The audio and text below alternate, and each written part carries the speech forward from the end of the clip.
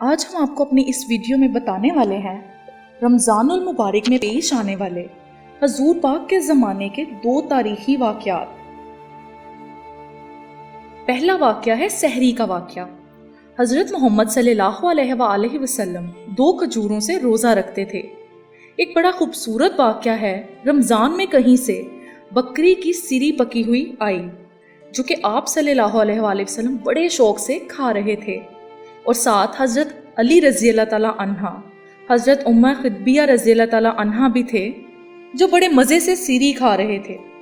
اتنے میں حضرت بلال رضی اللہ تعالیٰ عنہ تشریف لائے اور کہا، یا رسول اللہ، سحری کا وقت ختم ہو گیا ہے، میں اذان دینے جا رہا ہوں، آپ صلی اللہ علیہ وآلہ وسلم کھانا پینا بند فرما دیں۔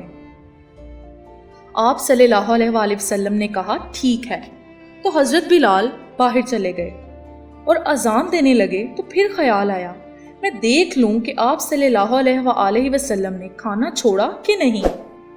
جب دیکھا کہ آپ صلی اللہ علیہ وآلہ وسلم کھانا کھا رہے تھے تو کہا، یا رسول اللہ، اللہ کی قسم صبح ہو گئی۔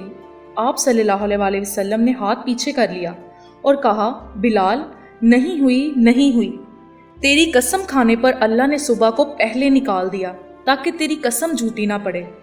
حضرت علی رضی اللہ تعالیٰ عنہ نے فرمایا، اگر بلال قسم نہ کھاتا تو جب تک میرے نبی صلی اللہ علیہ وآلہ وسلم کھانا کھاتے رہتے، اللہ صبح کو پیچھے ہٹاتے رہتے۔ سبحان اللہ۔ اور دوسرا واقعہ ہے آپ صلی اللہ علیہ وآلہ وسلم کے پسندیدہ کھانے کا۔